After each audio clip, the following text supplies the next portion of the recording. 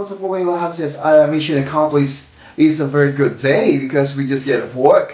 Siyempre, pagtapos natin ng trabaho, we need to take a shower for a little bit para ma-fresh na naman tayo. Kumusta po kayo lahat mula po sa Luzon, Visayas at Mindanao? Magandang morning, evening po sa inyong lahat. Samahan niyo po ako sa kwentuhan at kain po tayo. Uy, ang ulam ko.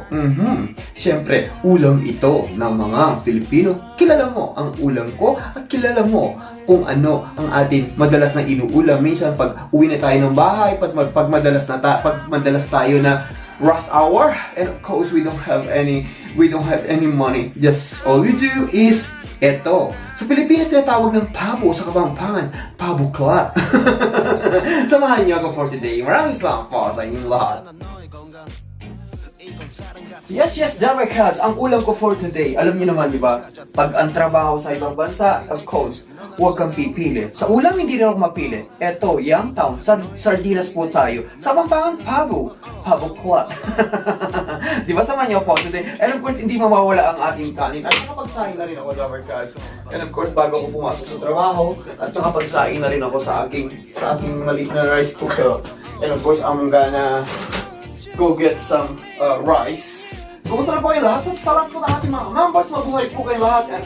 At ito naman po ako, nagpabalik at nakipagchikahan, of course. Ang buhay po natin, buhay ng OFW, isa diyang ganyan, asa taas, asa baba. Yes, ika nga, kung naniniwala kayo sa kasabihang, matalino man ang matchon machin, na maputi ang kilikili, ngunit naisa din. Kain po tayo, I have some rice. At eto ang aking ulam for today. Pabo flat. Ito, sardinas lang po. Upo na po tayo. And of course, samahan niyo po ako for today. Ito ang ating ulam for today. Pabo flat. Alright, kumusta po kayo? Ito po ang aking ulam for today. And of course, madalas po nating inuulam ito. Yes, lalo na minsan, asa trabaho tayo, asa ibang bansa tayo. Ang baon natin, sardinas. Yes, Pilipino ka ba? Of course, Pilipino ako. Well, tikman mo ang gawa sa ating sardinas. Yes, manyaman. Yes, Youngtown na sardinas. Samahan niyo pa ako for today. And Jammer Cats, and of course, lagi po nating tatandaan, nasa Diyos ang awa. And of course, asa ating tao ang gawa. Tuloy po kayo sa aking munting bahay. At kahit ang bahay ko ay kubo, punong-puno naman ng pagmamahal ng galing sa inyo. And of course, mega big shoutout po sa aking mother in the Philippines. Of course, sa po ng aking kapatid at sa inyo pong lahat and to all members at sa ating mga kaibigan mula po dyan sa bansang sa United States. And of course, to our friend in Japan, ohayo gozaimasu and domo arigato and konbanwa. Right here in Korea, annyeonghaseyo at annyeonghaseyo. Mika, magmahalan po tayo. Tulad ng pagmamahal ko at pagmamahal ninyo sa channel ko. Kain na po tayo. Alright, napakasarap po ng sardinas, lalo na. Of course, Jammer Cats, yes. Ito po, samahan niyo po ako for today. Sa iyo ang pulutan, sa akin ang inumin, na sana'y malasing mo kami. Happy birthday sa mga ating mga Jammer Cats and happy birthday. Ito ang handa ko. Ipagpasensya mo na, sardinas lang ang nakayanan ko. But it's okay, alam niyo naman, because when we go traveling overseas, of course, kailangan natin mag-ready. And of course, masarap ang gawa sa atin. And of course, this one I bought this like 1,200.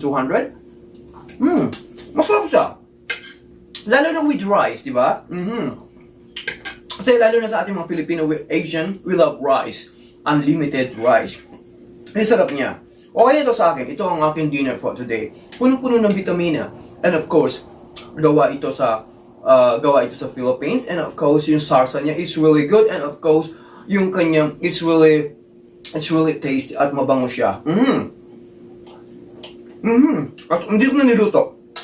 At the good news is, hindi tulad nung sinaunang panahon, talagang bubuksan mo pa, wala kaming opener nun sa Philippines because I was raised in the family. Habang si ima ko namumuot ng palay, so ang sardinas, kumukuha ko ng spinach or something na kuliti sa likod ng bahay namin. Ito yung hinahalo. Ito, dinadagdagan ko pa ng sabaw. So that's why, yun ang aming dinner. And of course, yung natira, bukas pa, lunch pa. Diba? Kaya makasaysayan to.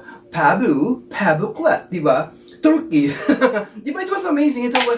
And of course, even although we are in overseas, dala pa rin natin ang pagka-Asian natin. Dala pa rin natin ating pagka-Filipino. Wow. It was so yummy. This one is not really spicy. Wow, look at that. They put some a little bit pepper, but it's not really spicy. This one is really good. And after a walk, sometimes you're lazy to get something cook at your fridge. That's all you do, and you have this one. Oh, open na, kain pa.